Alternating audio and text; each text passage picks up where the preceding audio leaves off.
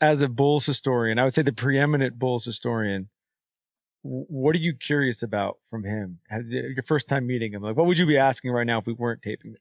I feel like a lot of people ask like about the leadership role during that era, with Derrick being such a, like, I won't use the word timid, but he's soft spoken and so on and so forth. You being more of a vocal type of guy.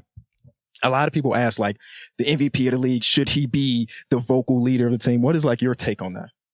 I think first of all, it's understanding and knowing Derrick.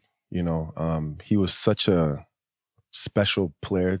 He's somebody who, when he walked into the gym, even though he was quiet, it spoke volumes. Mm-hmm. You know, the hope that he carried, not just for us as his teammates, but the whole city. Yeah. And obviously it's complicated and it's hard to articulate the pain that's in this city and what he had to go through coming up. And, you know, from the outside coming in, I felt like I had to be the voice of that for him a little bit. I'm just like, really, a lot of people think that Derrick was like this real humble dude. You know, he had a real presence about him, and he was somebody who really believed in his abilities more than anybody. When I think of Derrick, I think about before he got the MVP, and we're in media, and it's media day, and he says, "Why can't I be MVP?" When I think of that moment is the laughing in the background from all the journalists. Nobody believed that he could be the youngest MVP ever. He called it, and it just shows like his belief in himself. Yeah.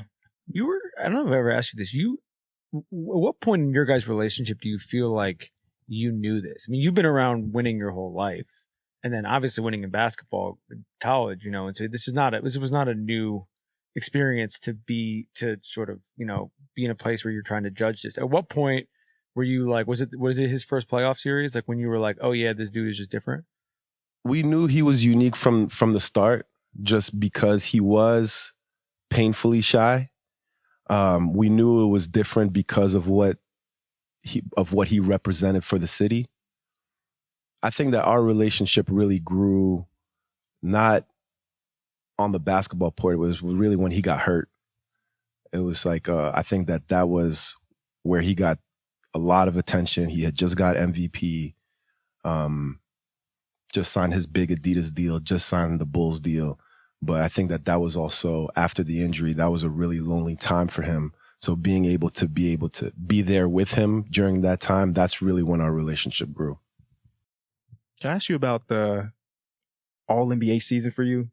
Like the shift, because in that year, if I'm not mistaken, there's a year after Derrick got injured. So he came back, he played like 10 or so games. There had to be a shift in the locker room once he goes down again, and for y'all to still be as great as y'all were. What was that? Was that coaching? Was that the people buying in? I mean, obviously it was a really good team to still be that talented and win a bunch of games. That's a good question, because for me personally, I was a guy who used to like to get defensive rebounds and bring the ball up the court. Mm-hmm. But you're playing with the fastest guy with the ball, right, with his hands in the world.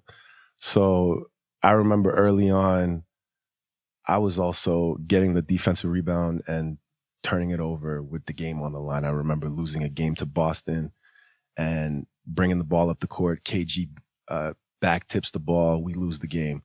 The next day on a back-to-back, we play San Antonio. The same thing happens. 2 games in a row, I lose the game because I'm a center bringing the ball up the court. But you know what? Pooh never judged me, and he always had my back, even in those tough moments. And I think that when a lot of my success came also when I had the ball in my hands when Derrick was gone. So that was my personal success of being able to be one of the, you know, top players. Mm-hmm. Being my all-star games was when I was able to have the ball in my hands more. But if in terms of like winning a championship, we weren't going anywhere. We weren't winning a championship without